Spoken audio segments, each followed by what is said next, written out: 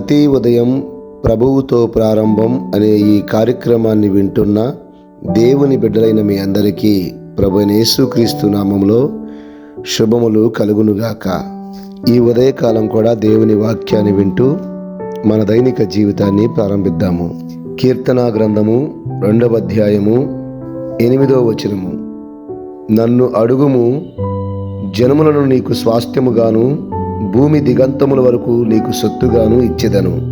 మాట ఇచ్చిన దేవుడు గొప్పవాడు, పరిశుద్ధుడు, నమ్మదగినవాడు. ఆయన వైపు మనం చూడకుండా మనుషుల వైపు చూచినంత కాలం కూడా ఎన్నో బంధాలను పోగొట్టుకుంటూ ఉంటాము. ఆయన వైపు చూచి, అయ్యా నాకు స్వాస్థ్యము కావాలి, జనములను సొత్తుగా నాకు ఇవ్వవా అని అడిగితే ఆయన కృప చూపి బలపరిచే దేవుడు. ఈనాడు అనేక బంధాలు దూరం అయిపోవడానికి గల కారణము ప్రేమ తగ్గిపోవడము మొదటి కారణమైపోతే, రెండవదిగా దేవునిని అడగక బంధాలను నిలబెట్టుకోక అనేకులు తమ పరిచయస్తులను పోగొట్టుకుంటున్నారు, ప్రేమించిన వారిని దూరపరుచుకుంటున్నారు. ఈనాడు ప్రభు యొక్క మందిరంలో మనమందరము చేరి ఉన్నామంటే దేవుడు మనకిచ్చిన ఆత్మ సంబంధమైన బంధము అని తెలుసుకోవాలి. రక్త సంబంధుల కంటే ఆత్మ సంబంధులు దేవుడు మనకు అనుగ్రహించాడని నమ్మాలి.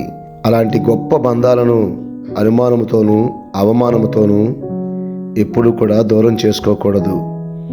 మరి ముఖ్యముగా భూమి దిగంతముల వరకు నీకు సొత్తుగా ఇచ్చేదను అని చెప్పిన దేవుడు మనకు తోడుగా ఉన్నాడని విశ్వాసముతో అడుగులు వేద్దాము.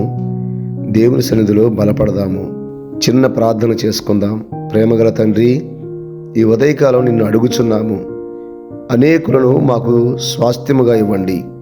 ధనము, వెండి, బంగారము సంపాదిస్తే అది మాకు ఆపద కాలంలో అక్కరకు రాదు, కానీ నీ పరిశుద్ధ పాదముల యొద్ద ఆత్మ సంబంధమైన బంధములను కాపాడుకొని అనేక జనములను స్వాస్థ్యముగా పొందుకునే కృప మాకు దయచేయండి.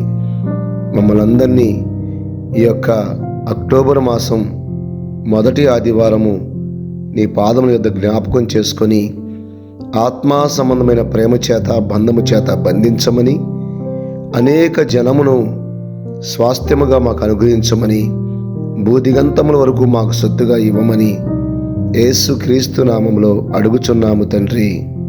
ఆమెన్. ప్రభువైన యేసుక్రీస్తు వారి కృపాక్షేమములు మనకు తోడై ఉండునుగాక.